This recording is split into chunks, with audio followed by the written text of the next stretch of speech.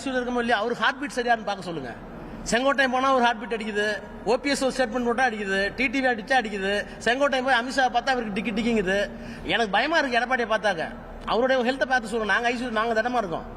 அவருடைய பிரஷர் எல்லாம் பார்க்க சொல்லுங்க. தினமும் அதே அவர் சரியா இருக்கு.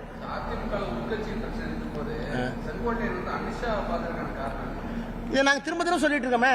நாங்க தலைகுனியை விட மாட்டோம்னு சொல்றதுக்கு என்ன காரணம்?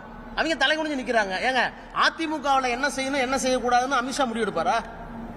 எதுக்காக போய் பாத்தீங்க?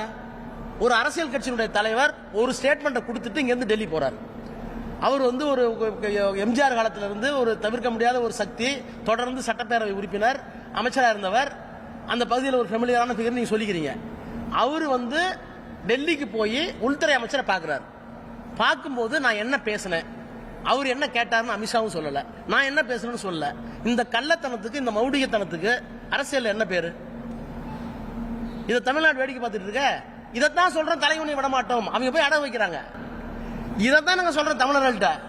பெரியார் இருந்த மண், அண்ணா இருந்த மண், கலைஞர் இருந்த மண், இதை கொண்டு போய் அடகு வைக்கிறாங்களே அப்படின்னு சொல்லக்கூடிய ஒரு மகத்தான தலைவராக தான் எங்களுடைய தலைவர் இருக்கிறார். ஒரு ஜட்ஜ்மெண்ட் சுப்ரீம் கோர்ட்ல கொடுக்குறீங்க. அந்த சுப்ரீம் கோர்ட் ஜட்ஜ்மெண்ட் வந்து 5 ஜட்ஜி 6 ஜட்ஜி உட்கார்றாங்க. ஜட்ஜ்மெண்ட் எழுதுன யாருன்னு கையெழுத்து இல்ல. கேள்விப்பட்டிருக்கீங்களா? ஒரு டிவிஷன் பெஞ்ச் 5 பேர், நான் 13 பேர் ஜட்ஜ்மெண்ட்ல கேசவானந்த பாரதி கேஸ்லாம் தெரியும். 1973 basic structure of the constitution cannot be amended அப்படின்னு சொன்ன ஒரு மைல்ஸ்டோன் ஜட்ஜ்மெண்ட். இன்னைய வரைக்கும் இந்த அரசாங்கத்துக்கு எதிராக இருக்கிற ஒரே ஜட்ஜ்மெண்ட் தான். அரசியல் சட்டத்தினுடைய அடிப்படை பண்புகளை மாற்றக்கூடாது அப்படின்னு 13 ஜட்ஜஸ் உட்கார்ந்தாங்க. அதுல கூட ஜட்ஜ்மெண்ட் எழுதுனது யாருன்னு பேர் இருக்கு. ஆனா அயோத்தியாவில் தீர்ப்பு கொடுத்தாங்கல்ல, அந்த தீர்ப்புக்கு யாரு அத்தாரிட்டி? எழுதுனது யார்?